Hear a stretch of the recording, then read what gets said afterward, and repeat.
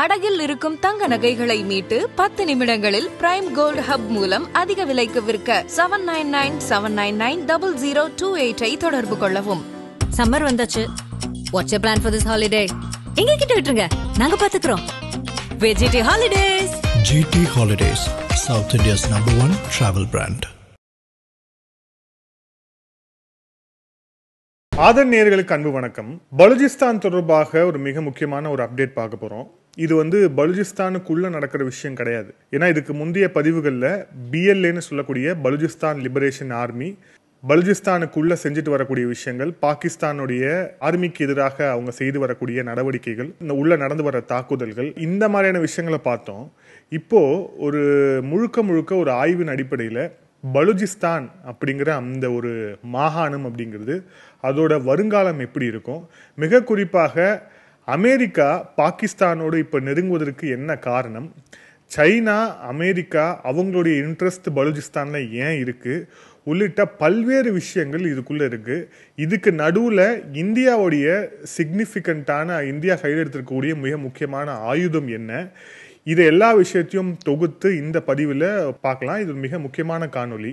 இந்த காணொலியை பார்த்துட்டு இது சம்பந்தமான உங்களுடைய கருத்துக்களையும் கமெண்ட்ஸில் போடுங்க. பலுஜிஸ்தான் அப்படின்னு நமக்கு வேணா அங்கே ஒரு டெரிட்டரி, அது நிறைய பிரச்சனைக்குள்ளான ஒரு மாகாணமாக இருக்குது, தனிநாடு கேட்டு போராட்டம் நடந்துகிட்டு இருக்கு அப்படின்னு நமக்கு உடனே டக்குன்னு ஞாபகம் வரும். ஆனால் உலக நாடுகள், குறிப்பாக அமெரிக்கா, சைனா போன்ற நாடுகளுக்கு பலுஜிஸ்தான்னு சொன்னால் அவங்களுக்கு ஞாபகம் வர்றது அப்படிங்கிறது பலுஜிஸ்தானுடைய நேச்சுரல் ரிசோர்சஸ், அதாவது அவங்களுடைய இயற்கை வளம் அப்படிங்கிறது. பலுஜிஸ்தானுடைய இயற்கை வளம், அங்கே இருக்கக்கூடிய அந்த இயற்கை சார்ந்த மினரல்ஸ் அப்படிங்கிறது உலக நாடுகளுக்கு மிகப்பெரிய ஒரு கண்ணா மாறி இருக்கு. கடந்த ஏப்ரல் மாதம் பெஹல்காம் தாக்குதல் நடந்த ஒரு 20 நாட்களுக்கு முன்பாக எரிக் மேயர் அப்படின்னு சொல்லப்படக்கூடிய ஒரு வெள்ளை அதிகாரி அமெரிக்கால இருந்து பாகிஸ்தானுக்கு வர்றார். அந்த அதிகாரி அவர் ஒரு சீனியர் US அஃபீஷியல். அதுவும் எதுக்குன்னா US bureau of south and central Asian affairs அதோடைய ஸ்பெஷலிஸ்டாக இருக்கக்கூடிய அந்த அதிகாரி, அந்த எரிக் மேயர் அப்படிங்கிறவர் பாகிஸ்தானுக்கு வர்றார். பாகிஸ்தானுக்கு அவர் அங்க இருக்கக்கூடிய மிக முக்கியமான இயற்கை வளங்கள், அதுவும் குறிப்பாக பலுஜிஸ்தானுக்கு போய் அங்க அவங்களுடைய ஒரு குழு வச்சு ஒரு ஆய்வு மாதிரி நடத்துறார். இந்த ஆய்வு அப்படியே முடிஞ்ச பிறகு அவர் நேரடியாக ராவல்பிண்டிக்கு போய் அங்க அவங்களுடைய பாகிஸ்தானுடைய ராணுவ தளபதி அசீம் முனீர் அவர் போய் பார்த்து பேசுறார். அதுக்கப்புறம் அவங்களுடைய பிரதமர் ஷபாஸ் ஷெரீஃபையும் அவர் பார்த்து பேசுறார். ஸோ இவர் ஏன் அமெரிக்கால இருந்து வந்தாரு, பலுஜிஸ்தான்ல அவருடைய கான்சன்ட்ரேஷன்ங்கிறது ஏன், இதுல அமெரிக்காவுடைய இன்ட்ரெஸ்ட் என்னவா இருக்கு அப்படிங்கிற ஒரு கேள்வி இவருடைய விசிட்லேயே மிக தெளிவா தெரிஞ்சது. ஏன்னா வாஷிங்டன் அரசாங்கம் ஒரு விஷயத்த செய்யுது அப்படின்னா நிச்சயமா, அதுவும் ட்ரம்ப்போடைய அட்மினிஸ்ட்ரேஷன் எல்லாத்தையுமே வணிக நோக்கத்தோடையே அணுகக்கூடிய ஒரு அரசாங்கம் ஒரு விஷயத்தை செய்யுதுன்னா அது சாதாரணமா இருக்கவே இருக்காது. இதுக்கு பின்னாடியும் ஒரு மிகப்பெரிய வாஷிங்டன் அரசாங்கத்துடைய ஒரு மிகப்பெரிய அவங்களுடைய கண்ணோட்டம் அப்படிங்கிறது பலுஜிஸ்தானுடைய மினரல்ஸை ஒட்டி தான் இருக்கு. இப்போ இதுல முக்கியமான விஷயங்களை பார்ப்போம். இந்த எரிக் மேயர் உள்ள அவர் பலுஜிஸ்தான்ல இருக்கக்கூடிய மினரல் சம்பந்தமான அந்த ரிசர்ச்சை அவர் செஞ்ச பிறகு பாகிஸ்தான்ஸ் மினரல் இன்வெஸ்ட்மெண்ட் ஃபோரம் 2025 அப்படிங்கிற பேர்ல ஒரு கூட்டம் நடக்குது. அந்த கூட்டம் எங்க நடக்குது அப்படின்னா இஸ்லாமாபாத்ல நடக்குது. அந்த கூட்டத்திலையும் இவர் பங்கேற்கிறார். அந்த கூட்டத்தில் பாகிஸ்தானுடைய அதிகாரிகள், குறிப்பா அவங்க பாகிஸ்தானை ரெப்ரசன்ட் பண்றவங்க ஒரு பிட்ச் பண்றாங்க.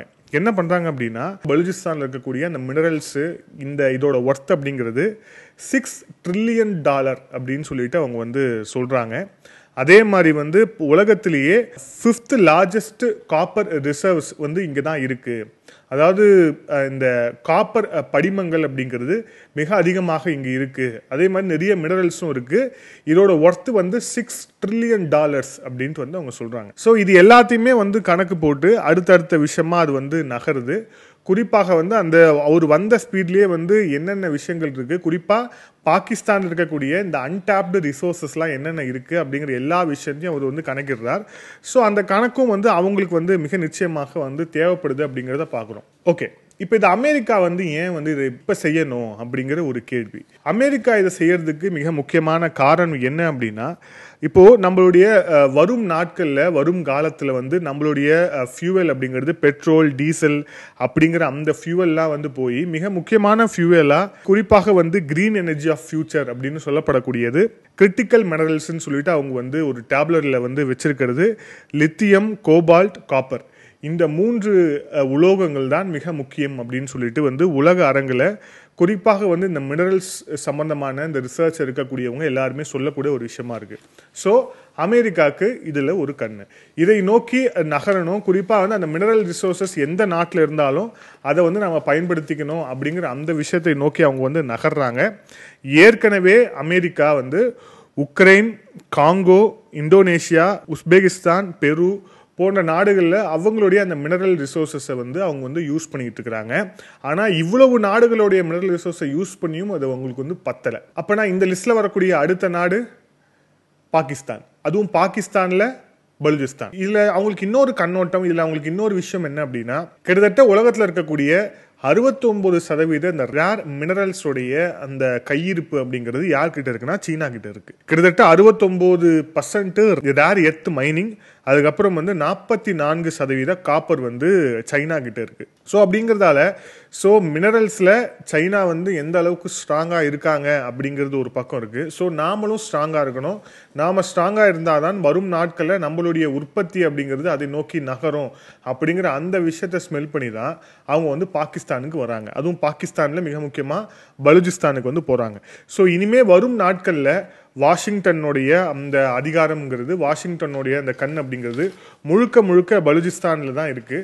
ஸோ பலுஜிஸ்தானில் இருக்கக்கூடிய அந்த இயற்கை வளங்களை எப்படியாவது வந்து நாம் வந்து கேபிட்டலைஸ் பண்ணிக்கணும் அப்படிங்கிற அந்த ஒரு கண்ணோட்டத்தை நோக்கி தான் அமெரிக்க அரசு அப்படிங்கிறது நகரும். அதுக்கு வந்து இன்னொரு எடுத்துக்காட்டு பாருங்கள்.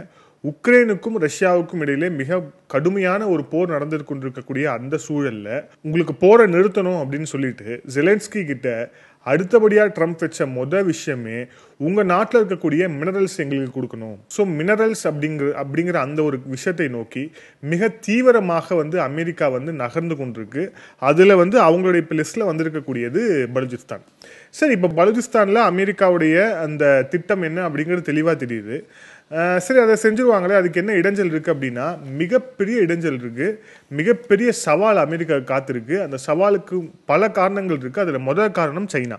ஏற்கனவே பலுஜிஸ்தானில் நிறைய ப்ராஜெக்ட்ஸ் வந்து சைனா எடுத்து பண்ணிட்டு இருக்கிறாங்க. அது மட்டும் கிடையாது, அவங்களுடைய அந்த கவடார் போர்ட்டும் வந்து சைனாவுடைய கண்ட்ரோலில் தான் இருக்குது.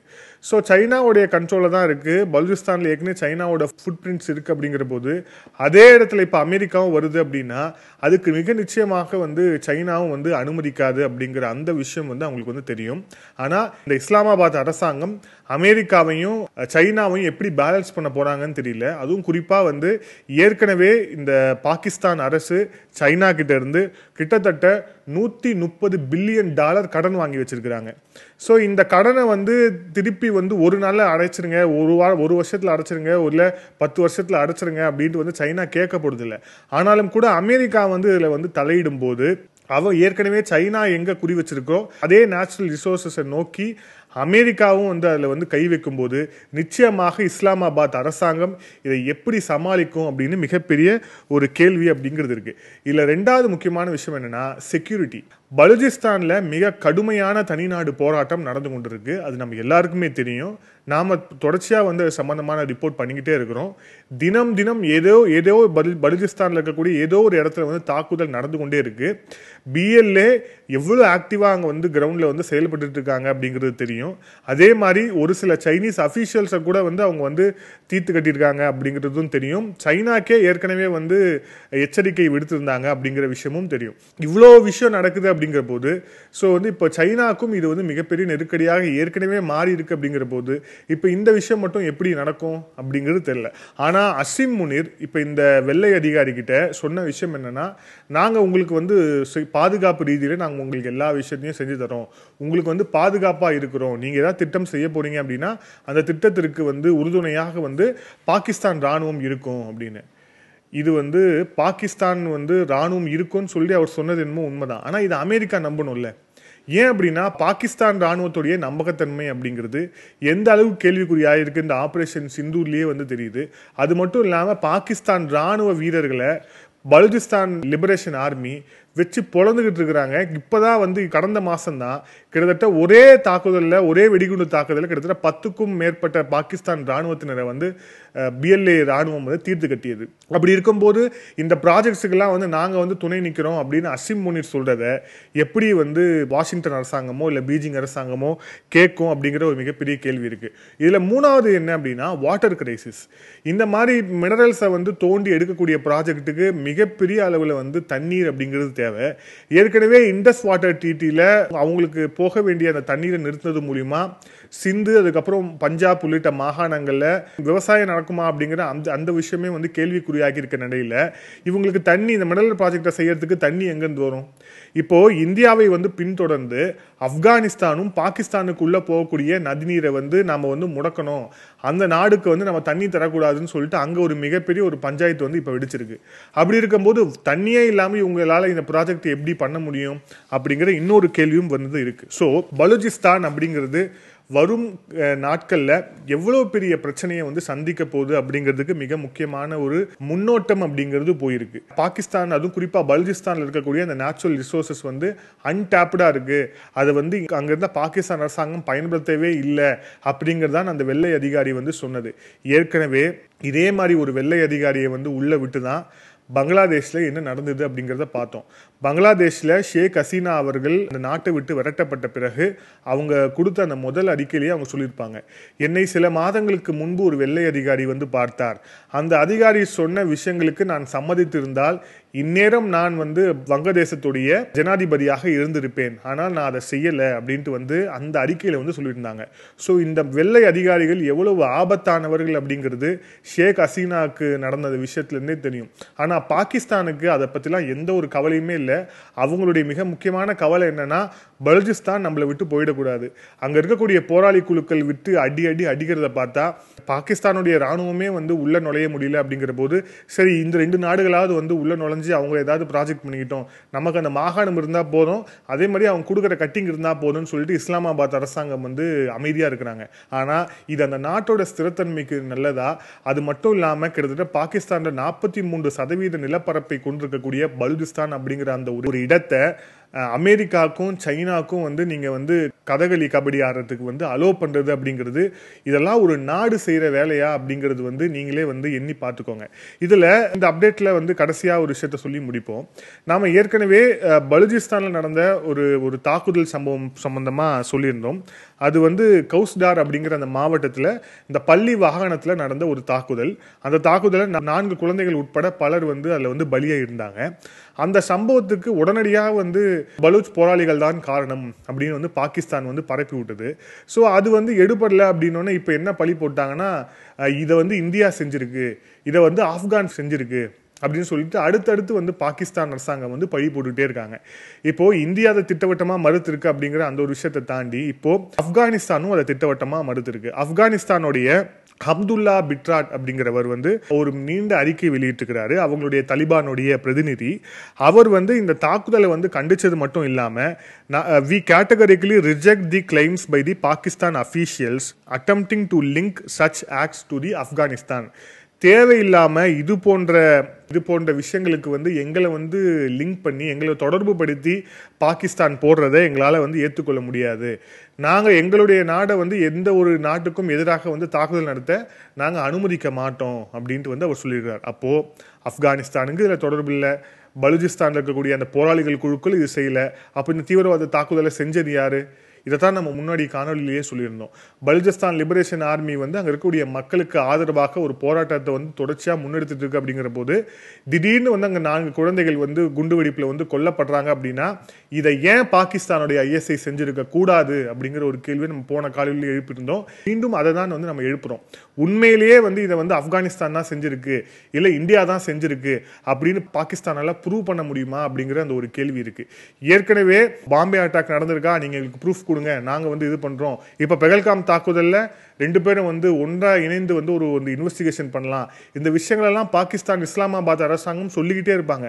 ஆனா எந்த விஷயத்தையும் வந்து செய்ய மாட்டாங்க. இப்ப இந்த விஷயத்துல இப்ப வரைக்கும் வந்து இந்த தாக்குதலுக்கு யார் காரணம், பலூச்சிஸ்தான்ல நடந்த இந்த குழந்தைகள் கொல்லப்பட்டதுக்கு யார் காரணம் அப்படிங்கிறதுக்கான இதுக்கான பதிலை இஸ்லாமாபாத் அரசாங்கம் இப்போ வரைக்கும் சொல்லலை அப்படின்னா அப்போ இந்த தாக்குதலுக்கு பின்னாடி இருக்கக்கூடியது யார்?